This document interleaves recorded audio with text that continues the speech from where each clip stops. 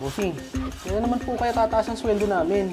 300 pesos ang sweldo nila. Pero dito sa Santo Tomas, 285 lang ang minimum wage. Ay ka pare, ano na yung grading anak mo? Grade 2 na pare, pero dito ko na yung pamag-aral na kasi may kasakit yun, environment. Kapayan ko lang mag-eskwela ulit, Tang. Kaya tutugin banwa.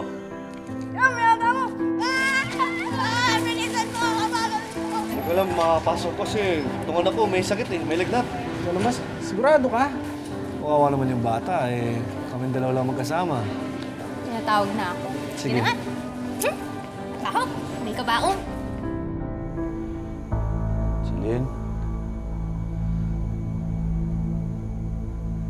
Chilin? Apa teki, Angelin? Kaya amin nga po nga ganagan ng agyumi, ay tapong CPR, tapong dapat na panulo na ibiyatang king anak yun. Ala na po yung anak yun. Eh, basta munda na po kanyan. Talagang opisina ako.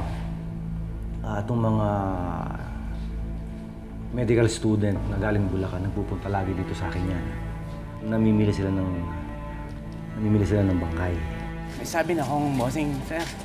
Magkano yung barato mo ko nito? Ano? Manad ko sa saop kira eh. Ano na naman?